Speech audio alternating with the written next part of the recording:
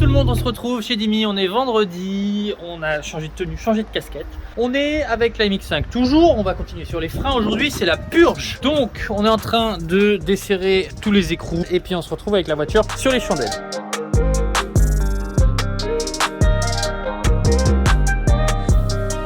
C'est la bête du Bibi. Mais en même temps la clé elle est dans la Benz pour le drift. Ah bah oui, au cas où. T'as vu comment la... C'est du chlore qui a fait ça. Du chlore? J'ai voulu faire le mec, tu sais le mec super intelligent. J'avais du chlore à mélanger pour la piscine. Et je me suis dit putain ça fait chier de tout touiller. Je vais mettre un outil au bout de la Parkside et lui faire tourner dedans comme ça. Ça a marché. À un moment l'outil est parti, il a fait un trou dans mon seau en plastique déjà. Ah non!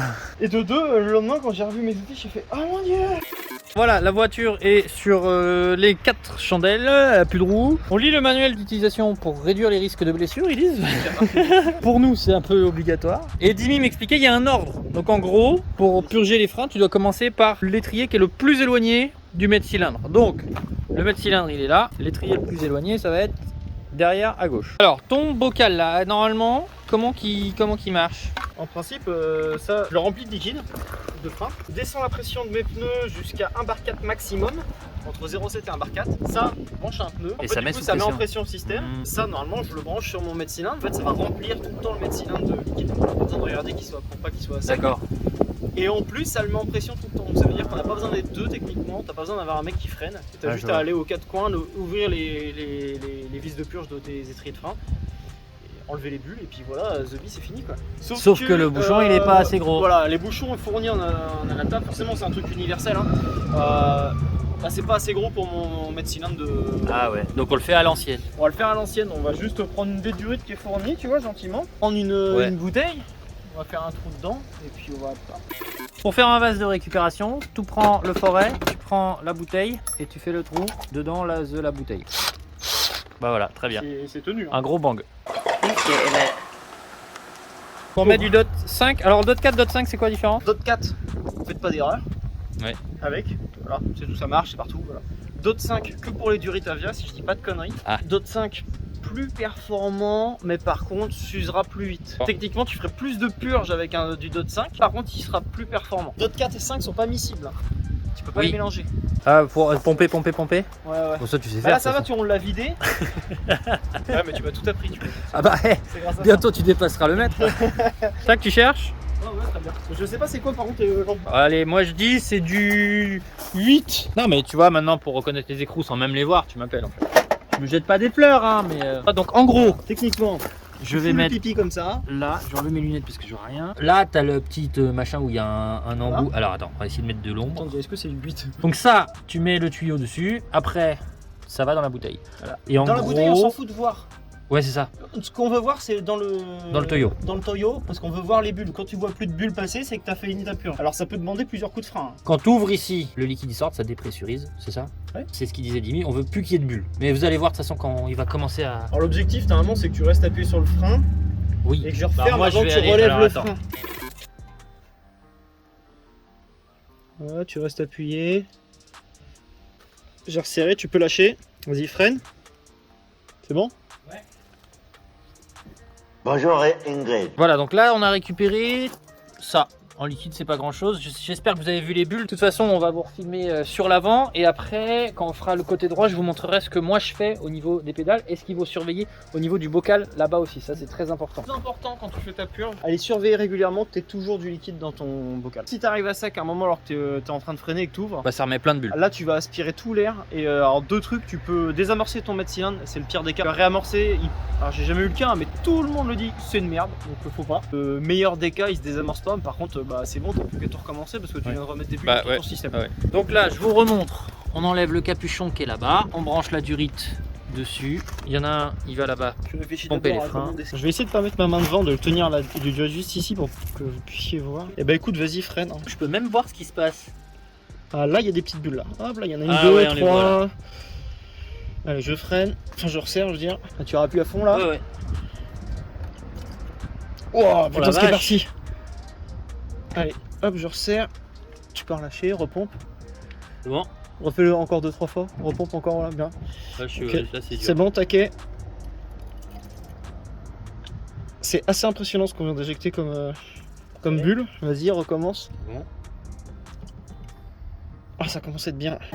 Donc là, vous avez bien pu constater toutes les bulles qu'il y avait dans le système. C'était gros geyser. On va voir au niveau du bocal. Regarde le bocal, ça a descendu de ouf. Hein. Avant, on était au max. Maintenant, Dimi il va se rebrancher sur l'avant gauche. On va en remettre surtout. Dimi il va se brancher sur l'avant gauche. Et moi, je vais vous montrer ce que ça fait au niveau de la pédale. Une fois que Dimi il ouvre, il y a le pied en fait, il s'enfonce parce que ça pousse tout le liquide. Donc moi, je vais me remettre ici. Donc voilà, au niveau des pédales. Donc là, c'est le frein, hein, vous savez. Et je vais essayer de vous montrer. Donc, j'appuie. Ok, donc là j'appuie et vous allez voir dès que Dimi il desserre et dès qu'il tourne la clé, voilà, le pied il va jusqu'au bout. C'est bon. Petit démarrage, tu veux faire quoi là? J'ai envie de tester voir si les freins marchent, mais si j'ai pas envie de la remettre sur roue et d'essayer sur route, c'est dangereux. Puis si c'est pour tout redémonter, donc on va essayer de la faire rouler sur chandelle et puis je vais tester les freins. Vas-y, bande puissance.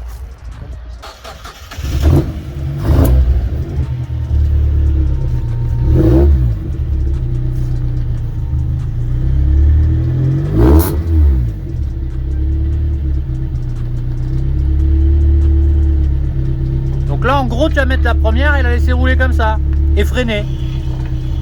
Ah oui, tes plaquettes elles sont mortes hein.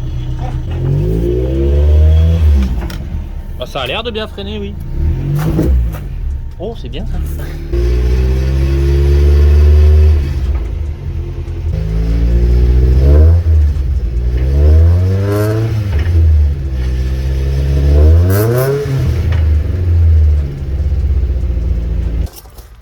Bon.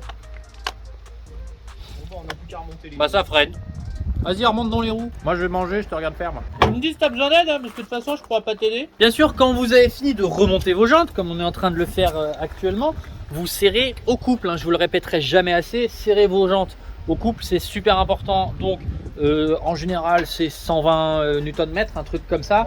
Il y en a assez moins, il y en a assez un peu plus, mais normalement avec 120 Nm vous pouvez pas trop vous gourer. Sinon, si vous n'avez pas de clé dynamométrique sous la main, le moment où c'est dur, le petit voilà, quart de tour de le plus, contact plus un quart qu'on connaît bien. C'est un peu ça. Ouais. C'est un peu ça. Non mais je suis d'accord, on l'a tous fait avant d'avoir une dynamo, le contact plus un quart. J'ai toujours serré mes roues à l'instinct, on va dire.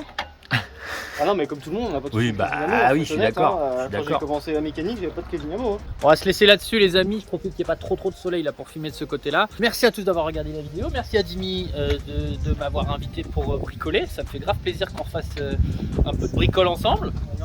Et voilà, quelles sont les prochaines étapes là-dessus? C'est mettre ça bien au niveau de la mousse là.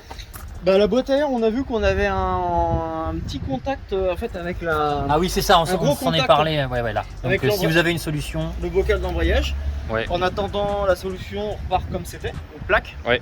Ce qui fait quand même que déjà ce qu'on a fait comme mouvement, c'est... On peut se dire bah merde, ils ont fait ça pour rien. Non. J'étais incapable d'enlever mon filtre à air sans démonter entièrement mon master vac. C'est que deux vis, mais c'est casse-couille. Ouais. Là, je vais pouvoir le démonter tranquillement. Donc ça, c'est vraiment un plus au quotidien. Surtout que je vais beaucoup bosser sur la voiture, donc j'ai besoin de bosser facilement. Je vais faire un peu de ménage par là aussi. Là. Ouais, poser des questions et on m'a dit ça sert pas à grand chose. Ah oui, donc ça tu peux enlever ou juste planquer en dessous par exemple.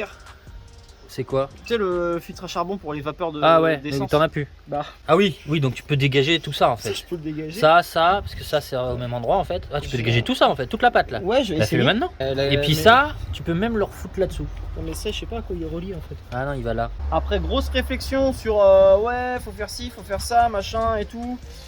Alors je commence à me débrouiller un peu sur la MX5 mais je suis pas pro. J'ai dit mais tu sais que ce qui serait mieux c'est de bosser sur une autre culasse plutôt que mettre ta caisse en chantier pendant des mois. Bah ouais mais j'ai pas une autre culasse sous la main comme ça quoi. Bah lui il en a plein en fait.